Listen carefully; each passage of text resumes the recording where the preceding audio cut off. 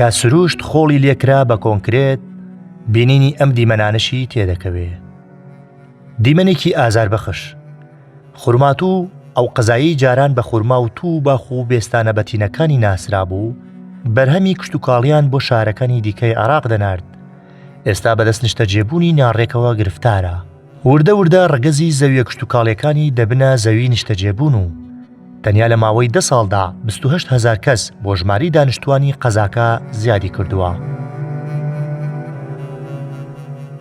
لە عالەمە سەوزە یعنی سەوزی حەدیقە و سەوزی و ئەمانە ئەگەر لە 140 بێ یعنی ئێژێشتان بیابانە. ئەم شارەیەمە هەن نماوە هیچ نەماوە.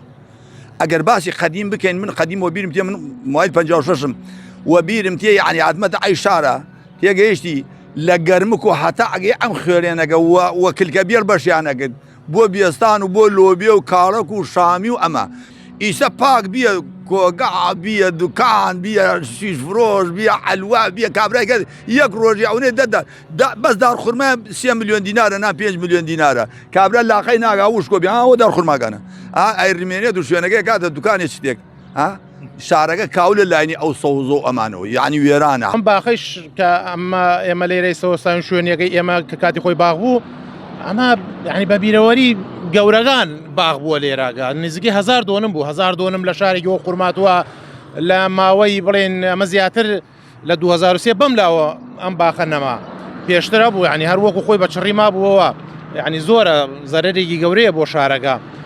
ئێستا ئەگەر ئەم باخە بمایە لێراگە ئەم شارە لە هاوینە دەرەجەی حرارەی بەرزە بێتەوە بۆ سەروی پەنجاکان.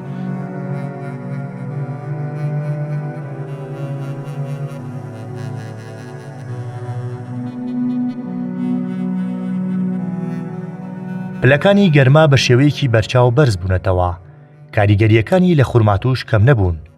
لە ناوچوونی ئەم زەویانە تەنیا زیانی ژینگەی و ئابووری نییە، بەڵکو گۆڕینی دیمەنی سروشتی شارەکەیە و بۆ جەنگڵێکی کۆنکرێتی کە چیتر هیچ پەیوەندیەکی بەو خورماتۆوە نییە کە جاران بە کاڵک و خورما و توو ناسرا بوو.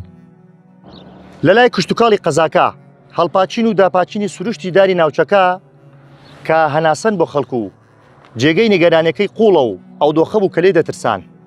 من قسەم لەگەڵ بەرپرسەکانیان کردووە و ئەوان دەڵێن دۆخەکە لە کۆنتترۆل دەرچووە و کاریگەری ئەم دیاردەیە لەسەر لە دەستدانی ناسنامەی کشتتوکاڵی ناوچەکە و بڕینەوەی هەزاران داری بەردار وەکو توو هەنار و خورما ڕوون و ئاشکرا و دیارە. لە خورماتوو مۆڵەت بە دوو پرۆژەی نیشتەجێبوون دراوە و بەرهێنانی ناوچەکە خۆی بە بەرپرسیار نابینێت چونکە وەک خۆیان باسی دەکەن واژویان لەسەر هیچ مۆڵەتێکی فەرمی بۆ بەکارهێنانی زەویە کشتتوکاڵیەکان نەکردووە تا بکرێ بە شوێنی نیشتەجێبوون. تصمیمی ئەساسی هەموو شارێکە کە لەلایەن شارەوانی خورماتووە لە شارەوانی ئەو شارەوە ئەکرێت مناطقی خەضراواتە شوێنی سەوزایی بە هیچ شێوێک ناگۆڕێ بۆ سەکەنیە بۆ تیجاریە بۆ تعلیمیە بۆ هەر بەشێکی تر. بۆیە بەداخەوە ئەوەی کە کراوە لە شاری خورماتوە تەجاوز کراوەتە سەر مناطقی خەضرا و سەوزایی لەلایەن خەڵکەوە کراوە. ئەمە وەکو پرۆژە جێبەجێ کرابێ لەلایەن حکوومەتەوە چی وەبەرهێنان چی دابش کرابێ وەکو شارەوانی خورماتوو بە هیچ شێوێک نەکراوە.